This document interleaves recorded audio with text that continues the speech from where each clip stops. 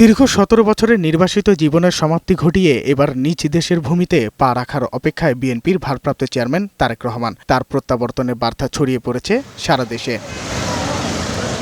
তারেক রহমানকে স্বাগত জানাতে রাজধানীর সব সড়ক মহাসড়ক ছেয়েছে ব্যানার ফেস্টুনে। আর পূর্বাঞ্চলে ৩০০ ফিট সড়কে চোখে পড়বে বড় বড় ব্যানারে তারেক রহমানকে আগমনী শুভেচ্ছা জানানোর বার্তা। একই সাথে গণসংবর্ধনা দেওয়ার জন্য প্রস্তুত মঞ্চ ঘিরে নেওয়া হয়েছে নিরাপত্তা বেষ্টনী। সার্বক্ষণিক তদারকি করে যাচ্ছে নিরাপত্তা কর্মীরা।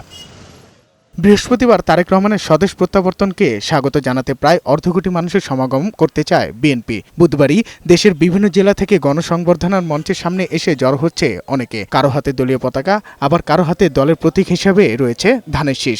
দিচ্ছেন নানান স্লোগানও। নেতারা বলেন, গণসংবর্ধনায় যে বার্তা দিবেন তা নিয়ে মাঠে কাজ করে যাবেন। ফ্যাসিবাদ ও ষড়যন্ত্র মোকাবেলা করে আগামী নির্বাচনে তারেক রহমানের নেতৃত্বের মধ্য দিয়ে গড়ে তোলা হবে আগামীর বাংলাদেশ। আমাদের বগ্রসলকে আমরা রিসিভ করতে আসছি এখানে। বাংলার জনগণ তার জন্য উন্মুখ হয়ে আছে।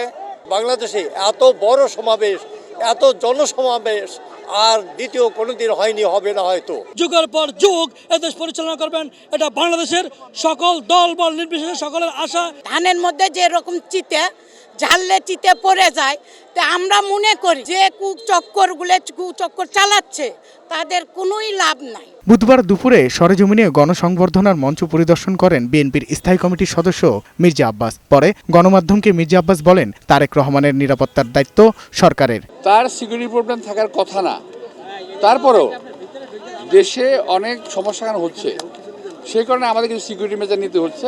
সরকারের এটা নিজেরই দায়িত্ব পালন করা উচিত যে উনি যাতে হয়তো কোনো ঝামেলা না পড়েন। তারেক রহমানের প্রত্যাবর্তন ঘিরে লাখো মানুষের সমাগমের মধ্য দিয়ে এই আয়োজন ঐতিহাসিক হয়ে উঠবে বলেও জানান বিএনপির এই নীতি নির্ধারক। কত লক্ষ্য হবে এটা কেউ ধারণা করতে পারবে না এখন। সাজ্জাদুর রহমান, বৈশাখী সংবাদ, ঢাকা।